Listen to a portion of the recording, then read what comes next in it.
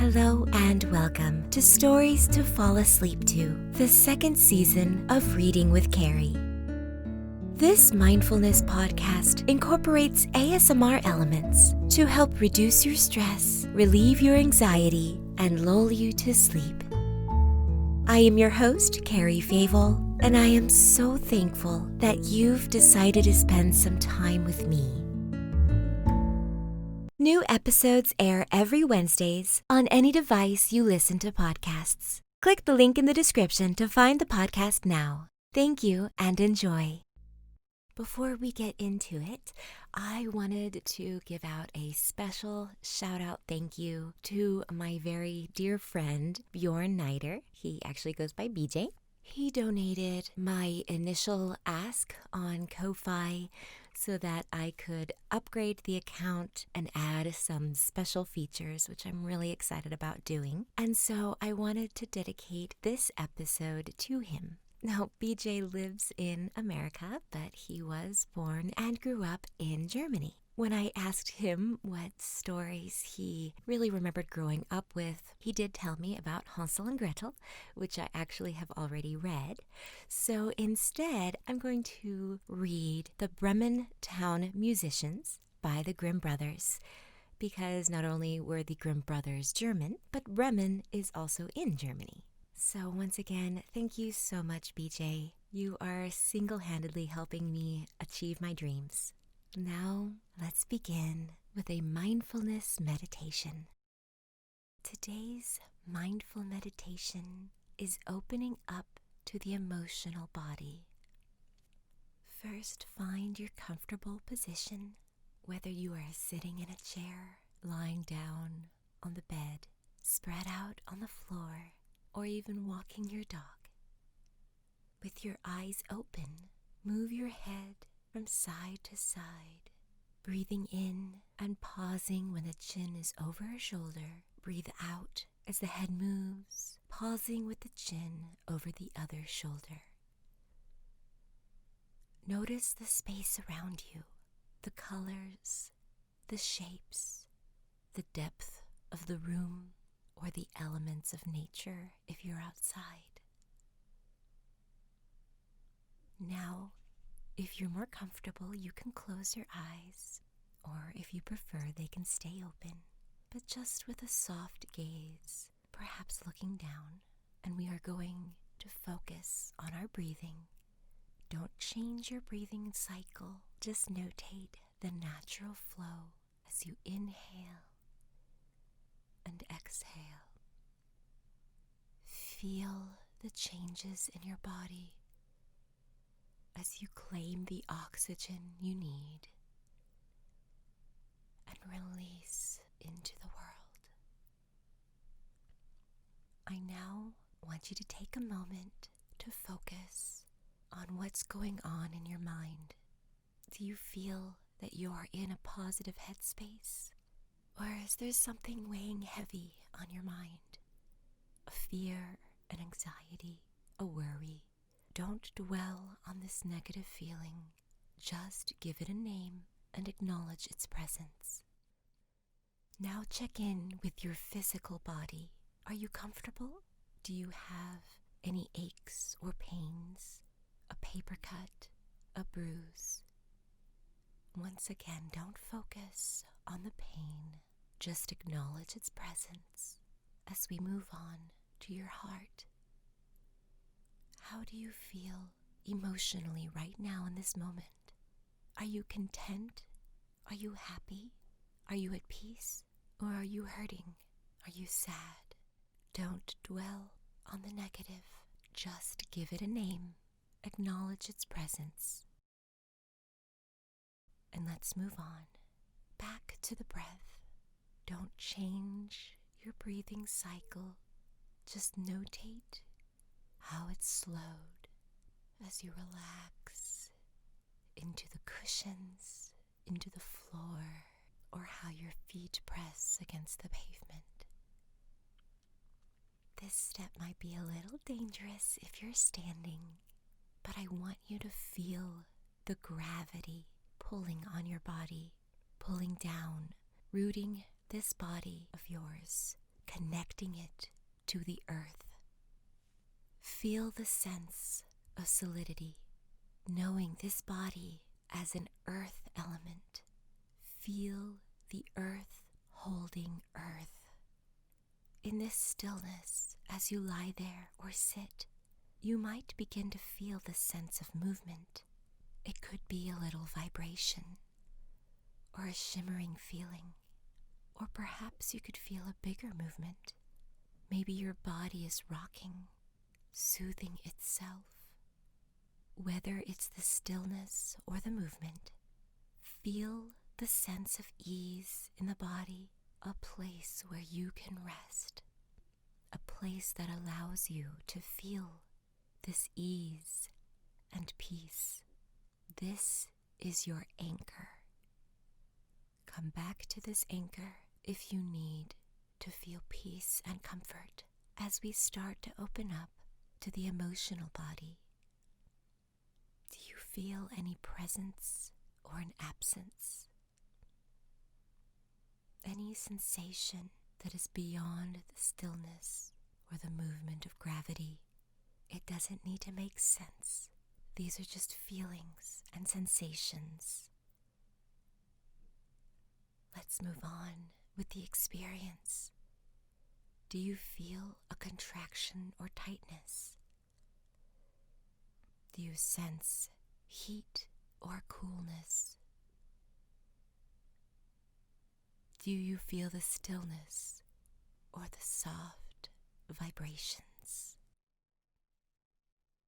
If your mind starts to wander down paths of anxiety or concern, just acknowledge this and come back to the anchor, the gravity connecting your natural body to earth.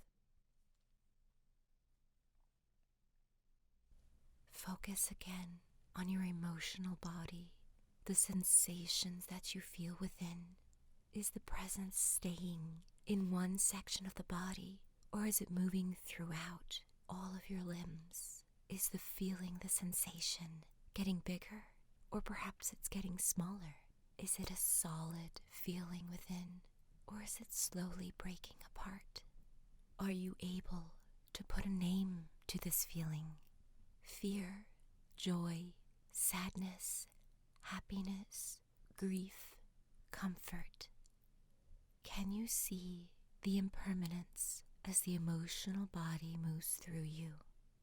How is your mind responding to this exercise, to the sensations? Are you being pulled towards inward, or are you pushing away in confusion? What is your heart and mind holding on to, grasping or clinging, trying to identify the strongest emotion within? Remember that this is only one moment, and it will pass away as you enter a new moment. Is there a sense of ease, of spaciousness, of an opening? Come back to your body, your physical body. How does it feel now going through this exercise? How is your heart? How is your mind? And finally, how is your breath? Focus on your breath without changing the cycle or flow. Gently inhale and exhale. Feel the alignment of your mind, body, soul, and heart as you take a deep inhale and a slow, audible sigh. And now here's the story. Bremen Town Musicians by the Grimm Brothers. A certain man had a donkey, which had carried the corn sacks to the mill indefatigably for many a long year. But his strength was going, and he was growing more and more unfit for the work. Then his master began to consider how he might best save his keep. But the donkey, seeing that no good wind was blowing, ran away and set out on the road to Bremen. There, he thought, I can surely be a town musician. When he had walked some distance, he found a hound lying on the road, gasping like one who had run till he was tired. "What are you gasping so for, you big fellow?" asked the donkey. "Ah," replied the hound, "as I am old and daily grow weaker and no longer can hunt, my master wanted to kill me, so I took to flight. But now how am I to earn my bread?" "I tell you what," said the donkey, "I am going to Bremen and shall be town musician there. Go with me and engage yourself also as a musician. I will play the lute and you shall beat the kettle drum." The hound agreed, and on they went. Before long they came to a cat sitting on the path with a face like 3 rainy days. "Now then, old shaver, what has gone askew with you?" asked the donkey. "Who can be merry when his neck is in danger?" asked the cat. "Because I am now getting old, and my teeth are worn to stumps, and I prefer to sit by the fire and spin rather than hunt about after mice. My mistress wanted to drown me, so I ran away, but now good advice is scarce. Where am I to go?" "Go with us to Bremen. You understand night music. You can be a town musician." The cat thought well of it and went with them. After this, the 3 fugitives came to a farmyard where the cock was sitting upon the gate, crowing with all his might. "Your crow goes through and through one," said the donkey. "What is the matter?" "I have been foretelling fine weather, because it is the day on which Our Lady washes the Christ child's little shirts, and wants to dry them," said the cock. "But guests are coming for Sunday, so the housewife has no pity, and has told the cook that she intends to eat me in the soup tomorrow, and this evening I am to have my head cut off. Now I am crowing at the top of my lungs while I still can." "Ah, but Redcomb," said the donkey, "you had better come away with us. We are going to Bremen. You can find something better than death everywhere. You have a good voice, and if we make music together, it must have some quality." The cock agreed to this plan, and all 4 went on together. They could not reach the city of Bremen in one day, however, and in the evening they came to a forest where they meant to pass the night. The donkey and the hound laid themselves down under a large tree. The cat and the cock settled themselves in the branches, but the cock flew right to the top, where he was most safe. Before he went to sleep, he looked round on all 4 sides, and thought he saw in the distance a little spark burning. So he called out to his companions that there must be a house not far off, for he saw a light. The donkey said, "If so, we had better get up and go on, for the shelter here is bad." The hound thought so too, that a few bones with some meat on would do him good. So they made their way to the place where the light was, and soon saw it shine brighter and grow larger, until they came to a well-lighted robber's house. The donkey, as the biggest, went to the window and looked in. "What do you see, my grey horse?" asked the cock. "What do I see?" answered the donkey. "A table covered with good things to eat and drink, and robbers sitting at it, enjoying themselves." "That would be the sort of thing for us," said the cock. Then the animals took counsel together how they should manage to drive away the robbers, and at last they thought of a plan. The donkey was to place himself with his 4 feet upon the window ledge. The hound was to jump on the donkey's back. The cat was to climb upon the dog. And lastly, the cock was to fly up and perch upon the head of the cat. When this was done, at a given signal, they began to perform their music together.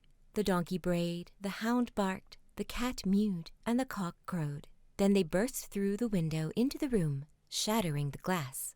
At this horrible din, the robbers sprang up, thinking no otherwise than that a ghost had come in, and fled in a great fright out into the forest.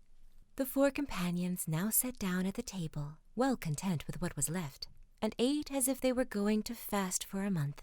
As soon as the 4 minstrels had done, they put out the light, and each sought for himself a sleeping place according to his nature and what suited him. The donkey laid himself down upon some straw in the yard, the hound behind the door, the cat upon the hearth near the warm ashes, and the cock perched himself upon a beam of the roof. And being tired from their long walk, they soon went to sleep. When it was past midnight, and the robbers saw from afar that the light was no longer burning in their house, and all appeared quiet, the captain said, "We ought not to have let ourselves be frightened out of our wits," and ordered one of them to go and examine the house. The messenger, finding all still, went into the kitchen to light a candle, and taking the glistening fiery eyes of the cat for live coals, he held a lucifer match to them to light it. But the cat did not understand the joke, and flew in his face, spitting and scratching. He was dreadfully frightened, and ran to the back door. But the dog, who lay there, sprang up and bit his leg, and as he ran across the yard by the dunghill, the donkey gave him a smart kick with his hind foot. The cock, too, who had been awakened by the noise, and had become lively, cried down from the beam, "Cock-a-doodle-doo!" Then the robber ran back as fast as he could to his captain and said, There is a horrible witch sitting in the house, who spat on me and scratched my face with her long claws. And by the door stands a man with a knife, who stabbed me in the leg. And in the yard there lies a black monster, who beat me with a wooden club. And above, upon the roof, sits the judge, who called out, Bring the rogue here to me. So I got away as well as I could. After this, the robbers never again dared enter the house. But it suited the 4 musicians of Bremen so well that they did not care to leave it anymore. Thank you for listening. I welcome you back anytime you need to hear a comforting voice or a familiar bedtime story. But for now, let's prepare your mind and body for some much-needed rest. Start by checking in with your body and making sure you are as comfortable as possible. Place the tip of your tongue on the tissue right behind the top front teeth. Slowly exhale and empty the lungs of air. Through the nose, breathe in quietly for 4 seconds. 3, 4. Hold the breath for a count of 7 seconds. 5, 6, 7. Purse your lips and exhale forcefully through the mouth, making a whoosh sound for 8 seconds. 6, 7, 8. If you need to, you can repeat this cycle up to 4 times, but any more than 4, and you might start to feel lightheaded or dizzy. Remember that if you find it too difficult to hold your breath on the count of 7, you can use a shorter cycle of 2 seconds breathing in, hold your breath for 3.5 seconds, and exhale for 4 seconds. Good night and sleep well, my friend.